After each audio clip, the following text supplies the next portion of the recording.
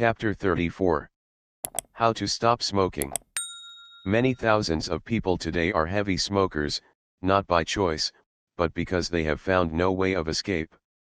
They are caught in the grip of a habit developed during their teenage years when so many young people think it is smart to smoke. The strange thing is that most of these people never wanted to smoke in the first place.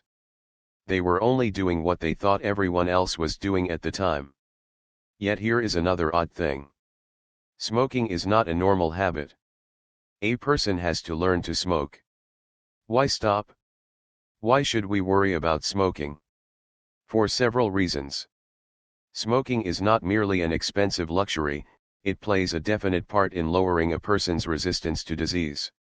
Heavy smokers die from 5 to 10 years earlier than non-smokers. In most cases the trouble is due to some condition of the heart or blood vessels. Another important factor is cancer of the lung. This is more fully discussed on page 304. Yes, a person can save money by not smoking, but far more consequential, he saves health and vitality. Perhaps you have never learned to smoke. Good. But many of your friends are not so fortunate. For their sakes it is well for you to understand something about this problem. Every cigarette your friends smoke leaves them just a little weaker and less able to carry on. Then why don't they stop? Because they are addicted to nicotine, a powerful drug that is present in tobacco leaves? Some people seem to have little difficulty in giving up the habit, but most people have a real struggle. The majority continue to smoke because they get a temporary lift from the tobacco. However, this is always followed by a letdown, which then calls for another smoke. Strange that a few brown leaves rolled up in a small wrapper or packed down in the bowl of a pipe should have such a profound 308 How to Stop Smoking. Effect on a person's life. Is it a temporary way of escape from the strain of living amid constant tension? It is true that many heavy smokers are neurotics. Smoking provides a quick way out of a dilemma. Drugs present in tobacco leaves give a temporary lift, so they keep right on smoking, lighting one cigarette from the butt of another. Meanwhile the weed is slowly wrecking their health and shortening their lives. Non-smokers have the advantages. What happens when a person stops smoking? His digestion improves, his blood pressure returns to normal, the quality of the blood itself improves, and his heart works more efficiently. But this is not all, the person who gives up smoking does something really poisons in tobacco 309. Worthwhile for his future health. He has less chances of developing ulcers of the stomach, he is less susceptible to heart disease during the productive year of his life. He will also have less trouble with his nose and throat. Ever hear of a smoker's cough? Of course you have. Some of your friends have chronic, hacking bronchitis, and maybe you do too. Inflammation of the throat is only too common in all heavy smokers. That stubborn cough is bad enough. But far more serious, the chronic irritation may also lead to cancer.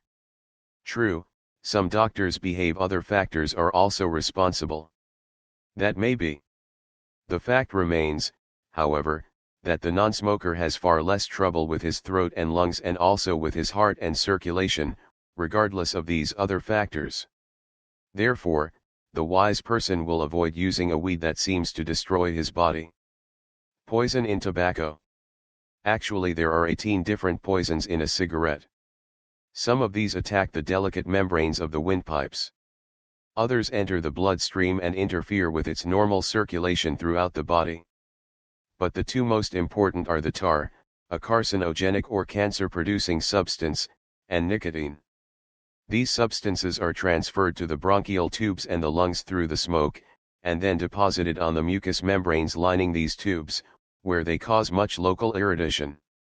In fact, these mucous membranes may become 4 or 5 times thicker in the heavy smoker than in a non-smoker. This increases the resistance to the passage of air into the lungs and makes it that much harder for him to breathe. Extracts of these substances are used by scientists to produce cancer in mice and other experimental animals. Why take such poisons into your own system and run the risk of developing cancer of the lung? Nicotine is one of the most potent substances known to man. As a poison it is second only to the cyanides in its destructive effect on the human body. Fortunately, much of the nicotine is destroyed when the tobacco is burned, but enough of it gets into the smoker's lungs to give him a lift. This is temporary, however. Soon his artificially stimulated nerves call for another smoke, and so on and on. This is how nicotine creates addiction to tobacco. 310 How to stop smoking. How to stop? How can a person actually stop smoking? Naturally, the first thing to do is to st0p.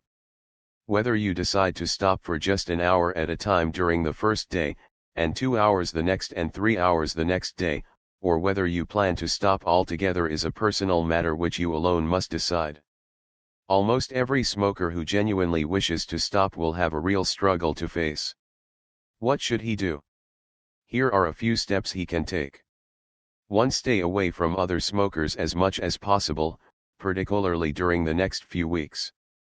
This will reduce temptation and strengthen your resolve not to start again. 2. Become a vigorous campaigner against the use of tobacco in any form. This may bore some of your friends for a while, but in the end you may be able to help them too. And certainly in the process you bolster your own resolve.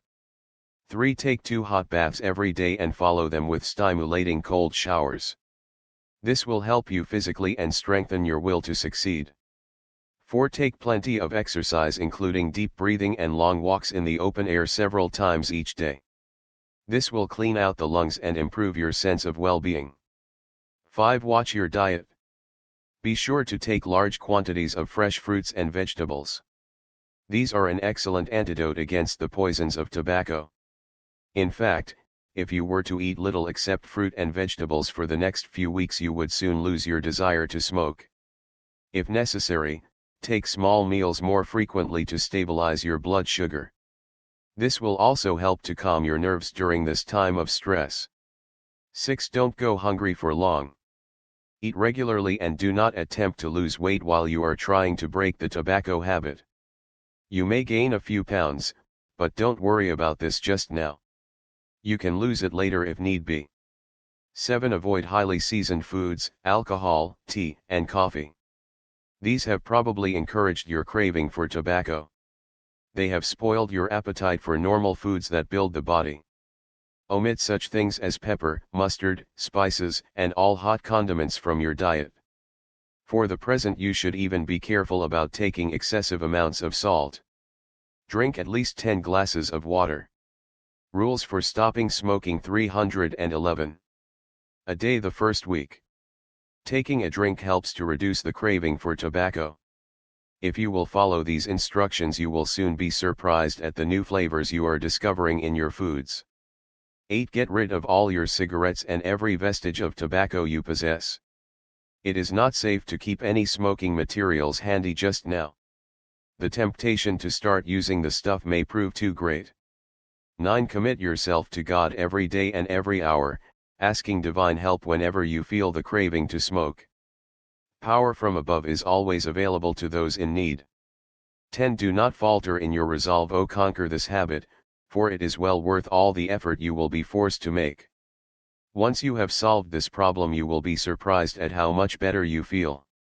Your heart will beat quietly, your nerves will be calm, and your pulse strong and steady. Your breath will be sweet and clean, your muscles relaxed, and your mind will be in control of itself. This will give you new moral and intellectual power, for you are no longer enslaved by a filthy habit. From now on you will enjoy better health, and under the blessing of God, you will know true satisfaction and happiness. 312. Danger signals of cancer. Tumor or swelling. This is always a danger sign. Any swelling of the tissues anywhere in the body should always be looked on with suspicion.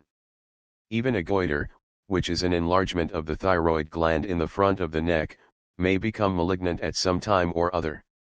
If there is any doubt, one should see a good surgeon. Loss of weight. Any loss of weight can be serious. This should always be thoroughly investigated, particularly in older people. Sometimes the loss of weight occurs so slowly that it is hardly noticed. There may be some good reason for this. But whatever the cause, something should be done about it. A complete record of a person's weight should always be kept, preferably in your doctor's office. Change of color. This is another cause of concern. It could be due to slowly developing anemia, arising from something depressing the normal functions of the bone marrow. Cancer will sometimes produce these changes. So will other serious types of illness. One should have a complete examination, as well as a blood count, urinalysis, and whatever X-rays may be indicated. Chronic sores. Any sore that does not heal within 2 or 3 weeks could be due to cancer of the skin. Such sores may be found on the face, hands, arms, and other parts of the body. There is no use putting ointment on the sore and hoping it will heal. If it is a cancer, it must be treated properly. Surgery and X-ray radiation are the best means at present available. Unusual bleeding or discharge. Certain discharges from the body are perfectly normal. They are necessary for the health of the whole system. But any unusual discharge or bleeding should be looked upon with strong suspicion. This could arise from cancer. Such conditions should be given a most thorough investigation. Warts and moles. Moles and blemishes are exceedingly common. Many people also have warts. These are hard. 313. Dry growths in the skin. They come and go without any obvious cause. Usually they are perfectly harmless. But any sudden change in the appearance of a wart or mole should be reported to your doctor at once. Such changes are sometimes due to the presence of cancer. Persistent indigestion. Many people are troubled with occasional bouts of indigestion. These episodes arise from a disordered stomach, which is often irritated by improper foods. Nervous problems are another common cause of gas and indigestion. Such symptoms are often present all through life. But if a person suddenly notices he has indigestion more frequently, it is high time to see his doctor and have an X-ray of his stomach and bowel. Cancer may be lurking within. Difficult swallowing. Most of us have no difficulty in swallowing. In fact, if we did, it might be better for our waistline.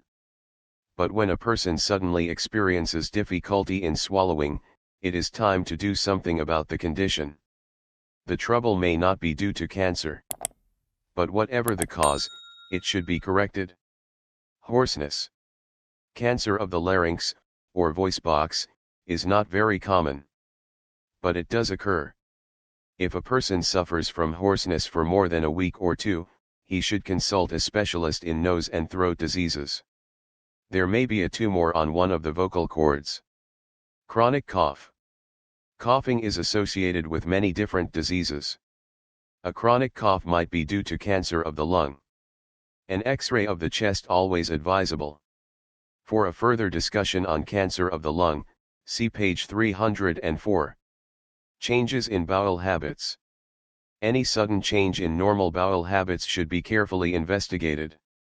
An X-ray of the lower bowel should be done, and a complete proctoscopic study carried out. One should never rest until these organs have been thoroughly examined. Such changes may be due to cancer.